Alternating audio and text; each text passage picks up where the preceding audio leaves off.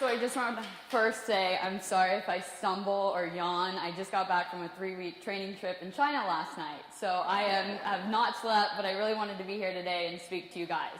So my name's Ellie Smart. I am 23 years old, and I'm a professional high diver and Red Bull cliff diver. Now, most people have no idea what that means. So in short, I get paid to travel around the world to jump off cliffs for a living. Really not bad. I've been to over 30 countries, get to hang out with some pretty cool people, met some celebrities. It's not a bad life. Now, most people also think, well, I would never do that, and you must be crazy. I guess a little bit. But I want to start by just showing you what I do so you have an idea. A lot of people think we're just a bunch of teenage boys jumping off some random bridge and, you know, doing whatever we feel like. It's a little different than that. It's more of it's a sport, actually. We get paid, there's prize money, we travel around the world, we have competitions, judges. So I just want to start by showing you a quick video of my most recent competition at the World Cup in Abu Dhabi.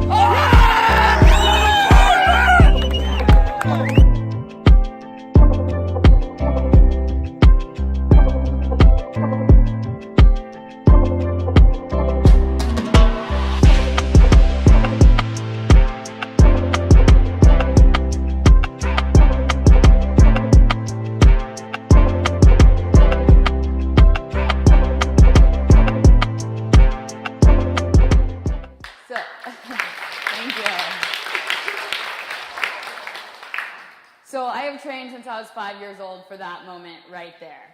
There was a lot of failure, as Sarah's talked about, falling forward. You have to learn to accept the failure and that your story doesn't end when you fail. I had to learn that the hard way as well. But I just want to start by saying, so cliff diving is now it's either called cliff diving or high diving, and it's now an official sport under FINA, which is the International Governing Body of Water Sports. So it's just like the normal sport of diving, where you see springboard and platform in the Olympics. It's now an event just like that. There's a lot of safety put in place. We have 4 scuba divers in the water at all times. So if something goes wrong, a little error, there's a medical team right there. It's very safe. And we don't usually jump off random cliffs at all. It's very rare that we do that. There are constructions that are built out of these cliff edge buildings, castles, really cool locations all over the world. So it's not this crazy thing that I'm going out there, I have no idea what I'm doing. I want to get in a little bit about my story and how I got to this point. So when I was 5 years old, my mom took me, she's sitting back here actually, she took me to the pool. And I saw that diving board and I wanted to jump off it. And I did, and I loved it. And then I climbed up to the 3-meter diving board. I jumped off and I absolutely loved it, and I knew that I wanted to be an athlete and I wanted to be a diver. But I also had gotten enrolled in gymnastics class, and I loved gymnastics, and I decided, you know what, I am going to go to the Olympics. And every single night I stood in the shower and I practiced my gold medal speech because I was going to be an Olympian and everyone was going to know it. Well, that dream wasn't going to happen. Pretty early on I realized that, but then I said, but you know that other thing, diving, that I really liked, it could happen in diving. So I said, Mom, I'm going to switch. I'm just going to dive now. And I went and I had a meeting with the local coach. I said, can you make me an Olympian? He said, I don't know, kid, but I'll try. I said, okay, that's fair enough. So I started diving full time when I was 12 years old. And once or twice a week, my mom would drive me up to Mizzou, which was a 2.5-hour drive each way to go practice the platform, which is 10 meters high, which now I dive 20 meters. And I fell in love with platform diving. I just thought it was the greatest thing ever, and I felt so alive. The problem was my mom couldn't drive me 2.5 hours every single day to go dive platforms, so I came up with a solution. I was going to move to Texas, and I was going to train with the best coach in the world, and I was going to go to the Olympics. So I put a presentation together, and I said, Mom and Dad, I have to go, please, please. And at that point, it's easier to just let me do my thing than try to stop me, so they agreed, and at 15, I moved to Texas all by myself, and I lived in an apartment. My favorite part is my mom had done everything in my life up to that point, and she came to visit, and she said, why is the dishwashing soap in the laundry room? I said, what do you mean? That's the laundry soap. So I did my laundry with dishwashing soap for the first 3 months I lived at home. But so Texas was great, and you know, it really was. I learned a lot, and I became a better diver. Unfortunately, the coach there was very negative, the environment was very negative, and I started to break down mentally, physically, emotionally. It was a really difficult time. I struggled with eating disorders, depression, sexual assault, a lot of things, and I found myself in this place where I didn't love diving anymore. This thing that defined my life, that I gave everything for, I hated it. I didn't want to go to the pool every day anymore. I couldn't do it. And so I was thinking about all the different ways I could somehow still do it, maybe still make the Olympics, and also enjoy life. And I got the opportunity to graduate high school a year early. I had taken enough summer school that I could graduate high school in 3 years, so I decided that's what I'm going to do. I'm going to graduate high school in 3 years, and I'm going to go to college early. And so I got the opportunity to dive at UC Berkeley. I said, this is fantastic. I'm going to move to California. I'm going to live in sunny California, lay on the beach. I'm going to make the Olympics. My life is back on track. Well, first of all, Cal Berkeley's in Northern California, and it never gets sun. It is foggy. It is terrible. Where's the beach? That's what I said when I got there. So I was disappointed. Part one of my plan didn't work out very well. And unfortunately, part two didn't work either. I fractured my back my senior year of high school diving.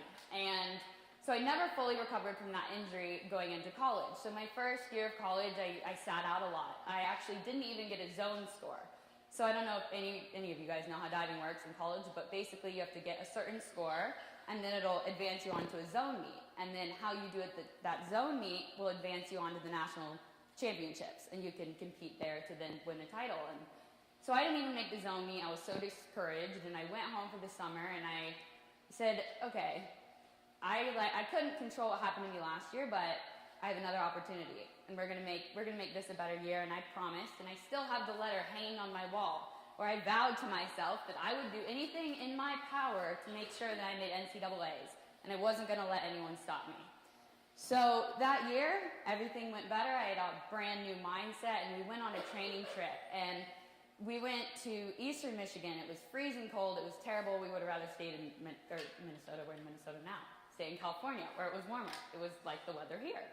And so the coach gave us this book, and it was this mental skills book, and it was the first time I'd read anything really about that, that there was these tools I could be doing mentally other than just training 24/7 in the gym and the pool. So that really kind of sparked my interest, and I started reading that book more, and then my final season, I went to zones. I finished third. I made NCs, and I won a national championship with my team. It was this giant goal I'd set out to accomplish, and I had finally done it. But it was the most miserable day of my life. While I was at Cal, unfortunately, we had an incident with one of our recruits, and there was an incident with drinking and inappropriate behavior that went on, and I woke up in the morning to a group text from my team and some very inappropriate pictures, and I went to the school, and I went to my coach, and I said, this isn't okay. This is not okay. And something needs to be done. And so then that escalated, that he went to someone else, and eventually I was making false accusations about a situation that never even happened, when all I had done was shown what I received on my phone in the morning.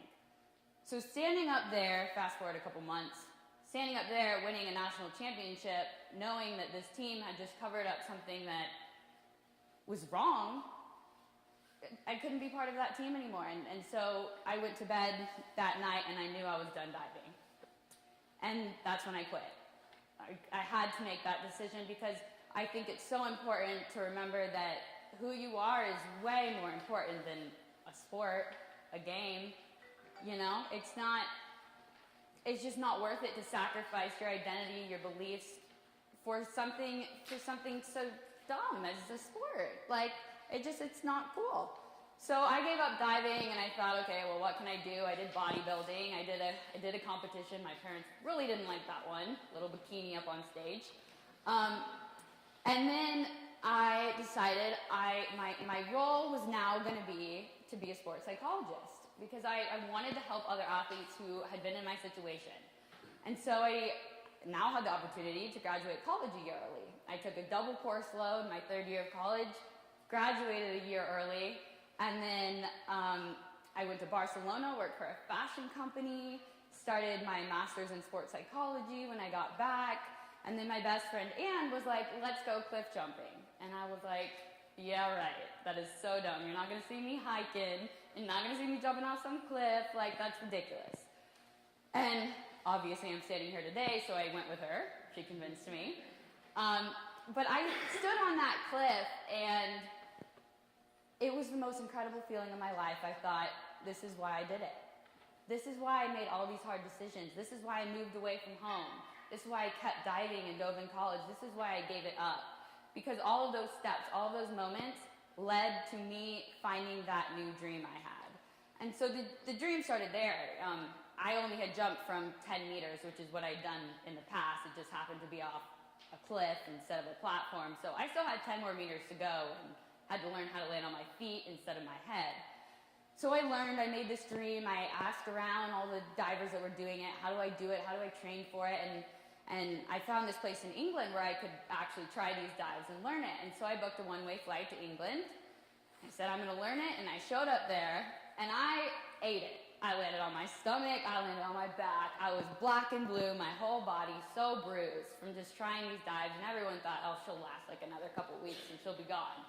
Well, I kept working at it, and I finally got 3 dives. Well, you need 4 to compete. So Red Bull called me up, which I had gone to England with the idea that I was going to train that summer to compete the following summer. So I get to England, I get these 3 dives, and Red Bull calls me up and they say, hey, Ellie, can you come to Ireland in 2 weeks? I'm like, yeah, I can come to Ireland in 2 weeks. And they're like, you got 4 dives. Yeah, totally.